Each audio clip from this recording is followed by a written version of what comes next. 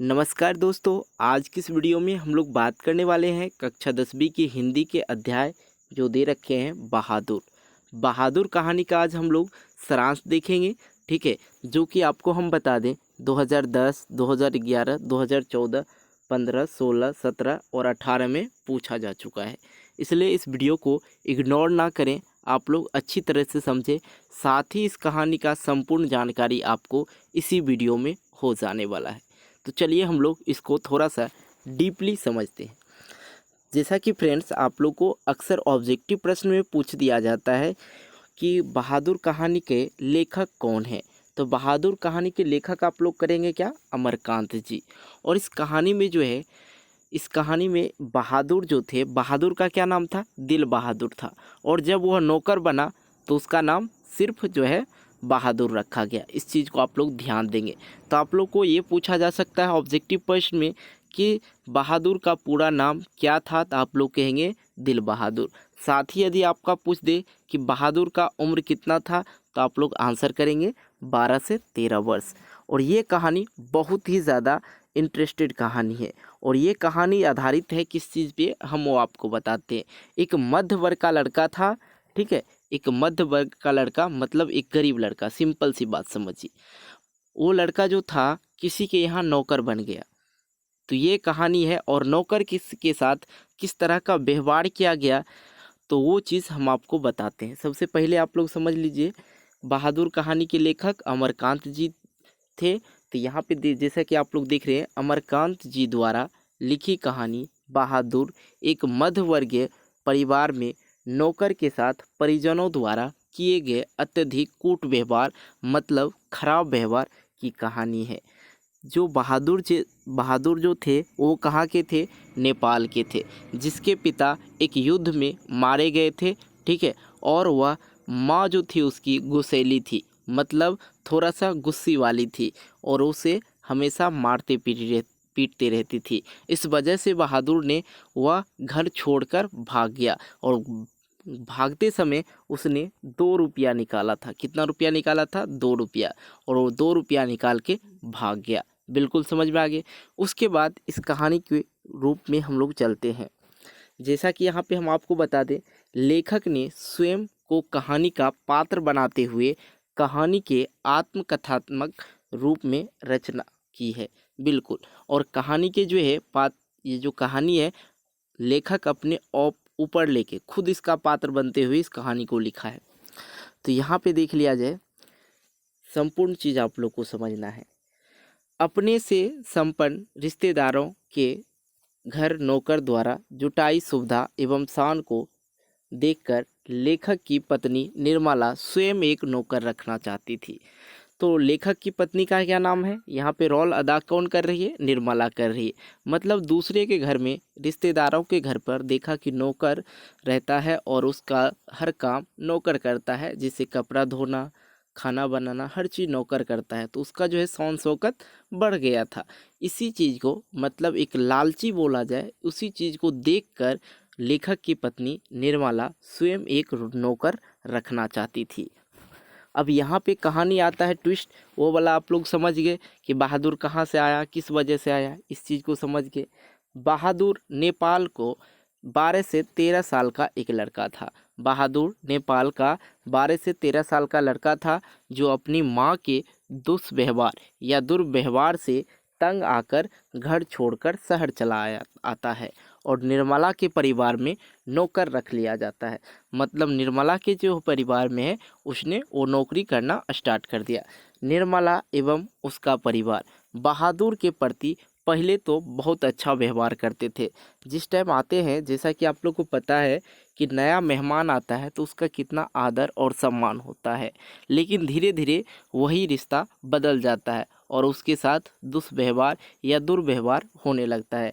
Same उसी प्रकार से निर्मला के घर में उस नौकर बहादुर के साथ भी यही हाल हुआ। यहाँ पे निर्मला और उसके परिवार बहादुर के प्रति पहले अच्छा व्यवहार करती थी, परंतु धीरे धीरे कठोरता बरतने लगी। वह घर का सारा काम करता था और बहादुर जो था एक हंसमुख लड़का था। इतना काम करने के बावजूद भी वो हमेशा क्या करता था? हंसते रहता था।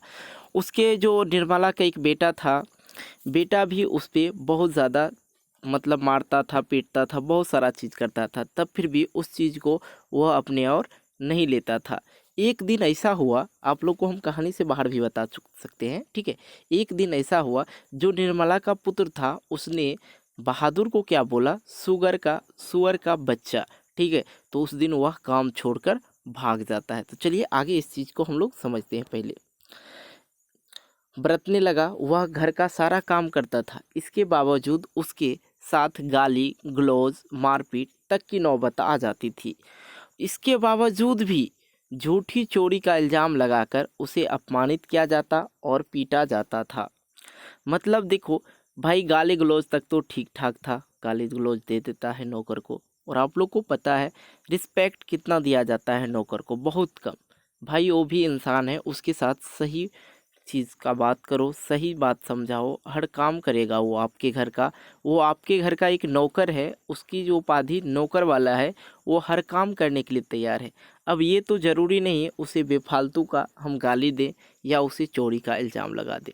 इस कहानी में यही ट्विस्ट है कि वो जो मध्यम वर्ग का परिवार का एक लड़का था, उसके साथ ये सारा चीज़ हो रहा था। झूठी चोरी का इल्ज़ाम लगाकर उसे अपमानित किया जाता और पीटा जाता था। अंततः बहादुर घर छोड़कर चला जाता है। मतलब क्या होता है, मतलब इस चीज़ को सहन नहीं कर पाया जब उसे इतना चीज़ हुआ, लेकिन लास्ट में उसने जब सुअर का बच्चा बोल दिया गया, तो वो अपने पिता का बहुत बड़ा जो है मान करता था, ठीक है। वो अपने पिता को बहुत अच्छा मानते थे, ठीक है। जब उसको सुअर का बच्चा बोल दिया, तो उस दिन से उसने क्या किया, घर छोड़कर चला जाता है, ठीक है। घर छोड़कर चले जाने के बाद अब घर छोड़ दिया किसका, लेखक का और निर्मला का। सिंपल सी बात है, जहाँ वो नौकरी करता था। घर छोड़ने के बाद वो सभी काम करते थे। इसके आने के बावजूद जो वहाँ के परिवार थे वो काम चोर हो गया था, काम कुछ नहीं करता था, ठीक है। और आराम फरमाते रहता था हमेशा, ये करो वो करो, ये सा कुछ था। तो जब वो घर छोड़ के गया तो हर किसी को काम करना पड़ेगा, क्योंकि उसके कारण सब आराम के आदी हो चुके थे। बहादुर की उपयोगिता देखकर सब अपना घरेलू कार्य करने से घबराते थे। बहादुर घर छोड़ जाने पर हुए सभी को पश्चाताप करना पड़ा, मतलब उसको पछताना पड़ा। सिंपल सी बात हम समझिए, उसे पछताना पड़ा। जब नौकर सब काम करते थे और वो सब आराम से रहते थे, तो कितना सुकून से रहता होगा।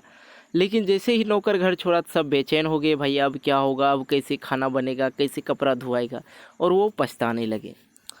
तब अच्छा व्यवहार करने का सोचता है, मतलब उसके बाद जो जब चला जाता है बहादुर, तब वह अच्छा व्यवहार करने लगता है, मतलब वो अच्छा सोचने लगता है, भाई सही में उसके साथ अच्छा करते तो अच्छा होता, आज वो घर छोड़कर नहीं जाता। परंतु अब पछताए होत क्या, जब चिड़िया चुग गई खेत। कहने का मतलब है पछताने के बाद अब क्या होगा, अब तो चिड़िया चुग गई खेत। कहने का मतलब ये भी आप यहाँ पे डाल सकते हैं कि सांप गया बिल में और बाहर लाठी बजाने से कुछ नहीं होता है। सेम उसी प्रकार यहाँ पे ये है, जब चिड़िया खेत का दाना चुग ही गई तो बाद में पछता के क्या फ़ायदा, कुछ नहीं। तो बहादुर में सहनशीलता और स्वाभिमान की भावना कूट कूट कर भरी हुई था, ठीक है। इसके इसी चरित्र के कारण यह कहानी हमें प्रिय लगा। और आप लोग को यह कहानी कैसा लगा, और हमारे द्वारा बताया गया कहानी जो इसमें सारांश के टाइप से हम बताया आपको संपूर्ण कहानी, वो कैसा लगा आप हमें कमेंट करके बताएंगे। साथ ही यदि आप लोग को कहीं कोई दिक्कत होता है, प्रॉब्लम होती है, समस्या होती है कोई भी सब्जेक्ट में, तो आप हमें कमेंट बॉक्स में कमेंट कर देंगे। साथ ही मिलते हैं हम आपको एक नए वीडियो को लेके, तब तक के लिए बाय बाय। जय हिंद, जय भारत।